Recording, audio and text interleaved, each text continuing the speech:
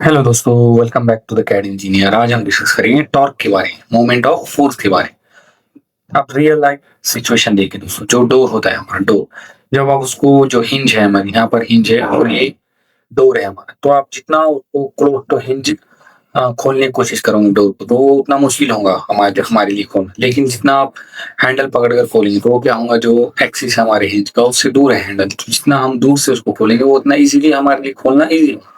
तो दोस्तों different result आता है। से फोर्स तो हम सेम ही लगा रहे हैं, लेकिन जैसे हम डिस्टेंस चेंज करते हैं तो उसका रिजल्ट डिफरेंट आता है। तो फोर्स यहाँ पर इनफ नहीं है दोस्तों, जो रोटेट उस जो ऑब्जेक्ट है उसको रोटेट करने के लिए यहाँ पर डिस्टेंस भी मैटर करता है। अब देखिए दोस्तों, ये नट है, टाइट बोल्ट विद स्पैनर, जो बोल्ट है हम उसको टाइट करना है। हम जितना इसे दूर से पकड़ेंगे ना, हमारे लिए उतना इजी जाएगा इसको लूज करना या टाइट करना, और जितना हम यहाँ से क्लोज पकड़ेंगे ना उतना हमें मुश्किल जाएगा इसको जो है तो लूज या टाइट करना। तो दोस्तों यही टर्निंग एबिलिटी को हम क्या कहते हैं, टॉर्क कहते हैं।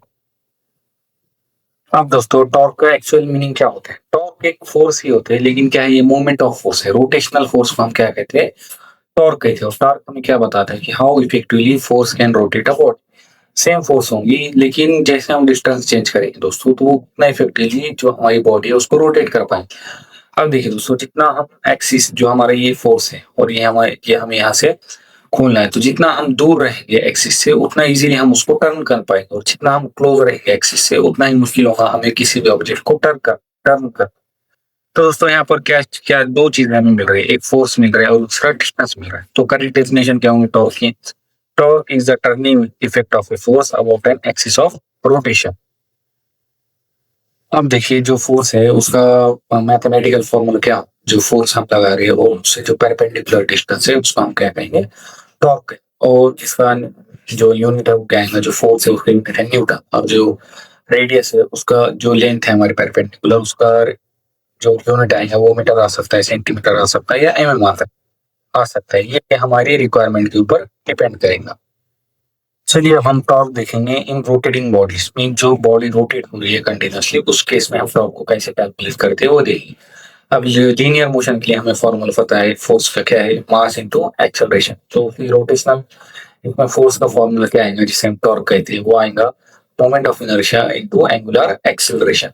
यहाँ पर भी एक्सेलरेशन, यहाँ पे एक्सेलरेशन, यहाँ पर मास है और यहाँ पर मोमेंट ऑफ इनर्शिया, मीन जो बॉडी को जो रोटेशन से रेजिस्ट करता है उसको क्या कहते हैं, मोमेंट ऑफ इनर्शिया। और जो लीनियर में जो बॉडी है उसको जो पोजीशन चेंज करने से रेजिस्ट करता है उसको हम क्या कहते हैं, मास कहते हैं। यहाँ पर ये हमारा फॉर्मूला है जिसमें टी इक्वल टॉर्क है, I equal to moment of inertia और एंगुलर एक्सेलरेशन हमारे पास है।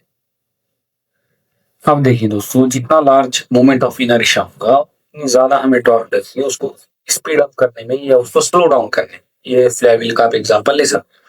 और जैसे फैन ब्लेड है जो हमारे घरों की फैन लगे होते हैं, तो जितना स्मॉल मोमेंट ऑफ इनर्शिया है उसका स्मॉल टॉर्क है, तो उसको रोटेट करना इजी होगा और उसको रोकना भी इजी होगा। और ये लीनियर मोशन में फोर्स यूज करते हैं और रोटेशनल मोशन में हम टॉर्क यूज करते हैं। अब फोर्स क्या करता है दोस्तों, जो बॉडी है उसको स्ट्रेट लाइन में मूव कराता है उसको, और जो टॉर्क है वो हमारी बॉडी को एक रोटेशन लाइन में मूव कराता है। तो दोस्तों अगर आपको वीडियो पसंद आई तो शेयर कीजिए अपने दोस्तों के साथ, और लाइक और सब्सक्राइब कीजिए द कैड इंजीनियर चैनल को। आपके सपोर्ट से चैनल ग्रो करेगा और भी अमेजिंग वीडियो आएंगे।